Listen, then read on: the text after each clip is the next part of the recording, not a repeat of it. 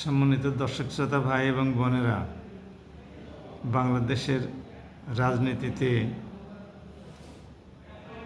উত্তাপ চলছেই এবং উত্তাপ সংসদ অধিবেশন চলাকালেও চলমান।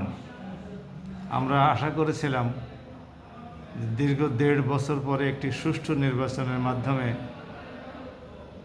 দেশে একটি চমৎকার গণতান্ত্রিক ব্যবস্থা প্রতিষ্ঠিত হবে এবং সংসদে আসবেন সৎ, যোগ্য, দেশপ্রেমিক এবং আইন প্রণয়নের দক্ষ ব্যক্তিবর্গ, রাজনৈতিক দূরদর্শী ব্যক্তিবর্গ, সহনশীল, নম্র, ভদ্র আচরণ সম্বলিত ব্যক্তিবর্গ।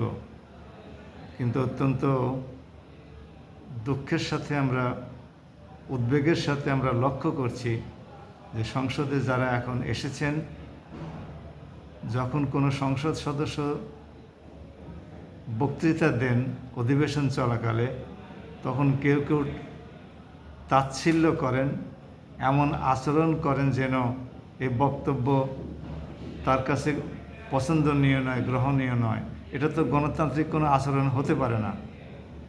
কোনো বিষয়ে এক একজনের এক এক রকমের মতামত থাকতে পারে, এক একজনের কাছে এক এক রকমের তথ্য থাকতে পারে, এক একজনের কাছে এক এক রকমের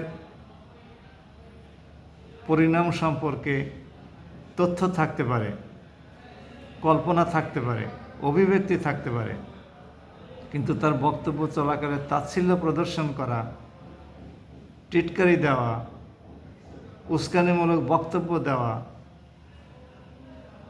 কোনো কারণ ছাড়াই পয়েন্ট অফ অর্ডারে দাঁড়িয়ে গিয়ে তার বক্তব্যকে হুমকির মুখোমুখি দাঁড় করানো, বক্তব্যকে বাধাগ্রস্ত করা, এগুলো কোনো অবস্থাতে গণতান্ত্রিক আচরণ হতে পারে না।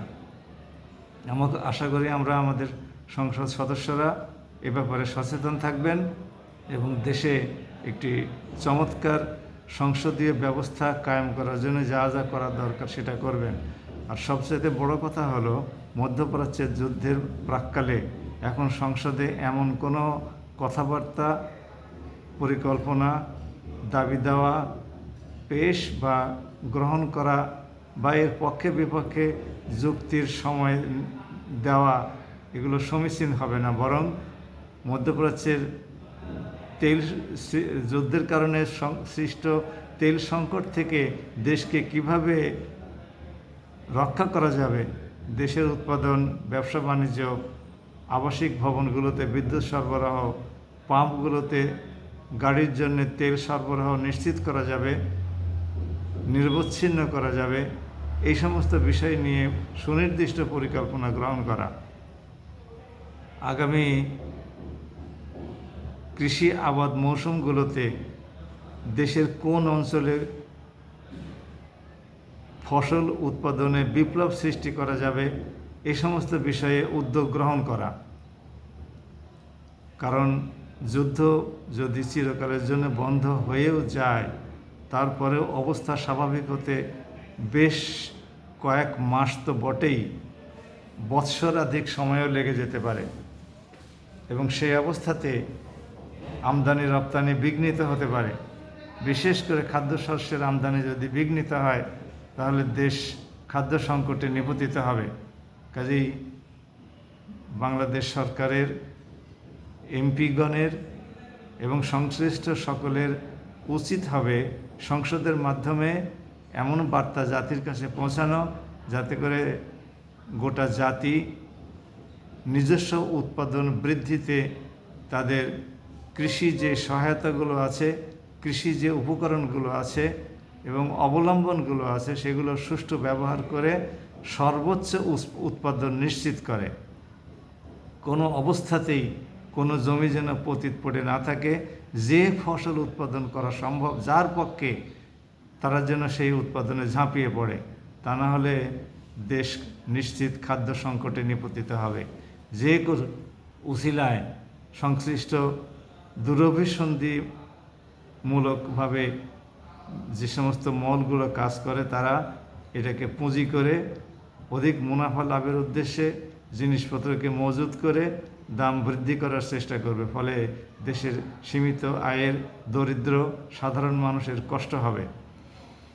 আসুন আমরা এই ব্যাপারে সচেতন হই। বাংলাদেশ সরকার সেই লক্ষ্যেই এগিয়ে যাবে বলে আমরা প্রত্যাশা ব্যক্ত করি।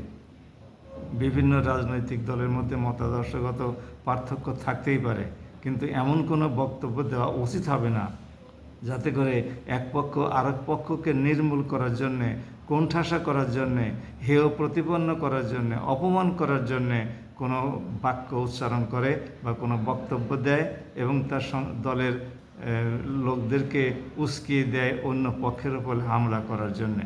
এতে দেশে আবার সেই অতীতের অবস্থায় ফিরে আসবে এবং তৃতীয় কোনো পক্ষ এর সুবিধা আদায় করে দেশকে আরও অস্থিতিশীল করে তোলার চেষ্টা করতে পারে। আশা করি সংশ্লিষ্ট সকলে, সরকার সহ সবাই সচেতন থাকবে।